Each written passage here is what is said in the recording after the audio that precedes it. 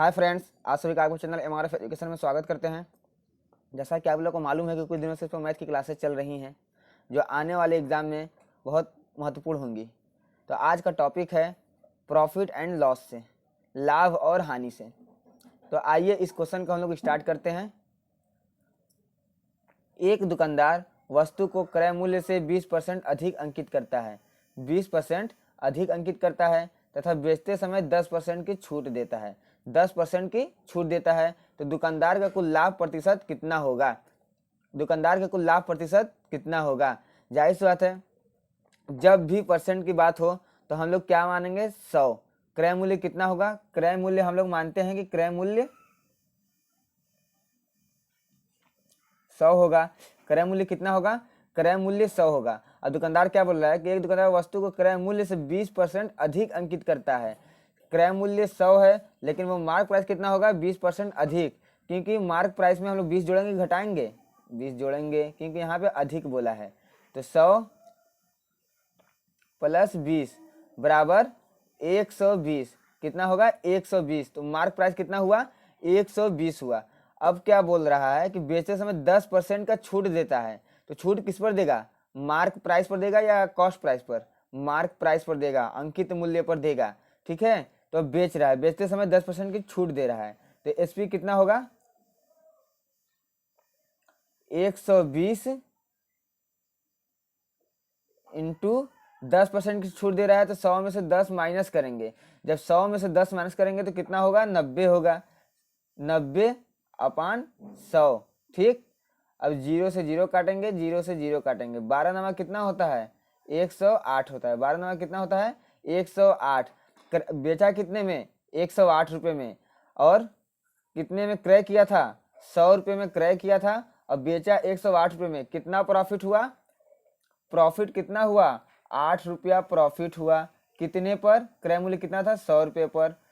अब परसेंटेज के लिए क्या करते हैं? 100 से मल्टीप्लाई करते हैं। तो 100 से 100 कट गया, 8 आंसर आया। किसका? 8। इसका राइट आंसर कितना होगा? 8%। इसका राइट आंसर 8% होगा। ठीक है, समझ में आया? तो चलिए नेक्स्ट क्वेश्चन पे चलते हैं।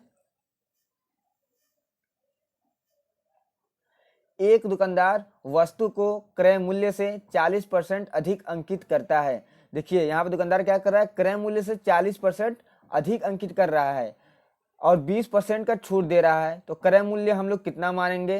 क्रय मूल्य हम लोग मानेंगे 100। क्रय मूल्य कितना मानेंगे? 100 मानेंगे। क्रय मूल्य हम लोग 100 मानेंगे। और क्या बोल रहा है कि 40% अधिक अंकित करता है, मतलब 40% बढ़ा कर लिखता है। तो मार्क प्राइस कितना होगा? मार्क प्राइस हो जाएगा 100 प्लस 40 बराबर 140। मार्क प्राइस 140 हो जाएगा। अब क्या कर रहा है? बेचते समय 20% का छूट देता है। बेचते समय 20% का छूट देता है। तो एसपी, मतलब सेलिंग प्राइस, 20% छूट किस पर देगा? क्रय मूल्य पर या मार्क प्राइस पर? मार्क प्राइस पर देगा। तो मार्क प्राइस कितना है? 140। 20% की छूट दे रहा है तो 100 में से 20 माइनस करेंगे, प्लस करेंगे? माइनस करेंगे। जब 100 में से 20 माइनस करेंगे तो कितना होगा? 80 होगा। तो 140 का 80% बटे में 100। एक जीरो से एक जीरो गया, एक जीरो से एक जीरो गया। 14 8 कितना होता है? 8 चौके 32 के 2, हासिल में 3, 8 कमा 8, 8 3 11। कितना हुआ? 112। बेचा कितने में? 112 में। खरीदा कितने में? 100 रुपये में। अब मार्क प्राइस कितना दिया था? 140, लेकिन बेचते समय 20% की छूट देता है। तो बेचा कितने में? 112 रुपये में। प्रॉफिट हो रहा है कि लॉस हो रहा है? क्योंकि देखिए 100 रुपये में खरीदा है और 112 रुपये में बेचा है। तो जाहिर सी बात है कि 12 रुपये का लाभ हो रहा है। ठीक है, तो 12 रुपये का लाभ हो रहा है। कितने पर? 100 रुपये पर। अब परसेंटेज के लिए गुणे 100। 100 से 100 गया, कितना बचा? 12 बचा। तो इसका राइट आंसर कितना हो जाएगा? 12। 12% इसका राइट आंसर हो जाएगा। ठीक, चलिए नेक्स्ट क्वेश्चन पे चलते हैं।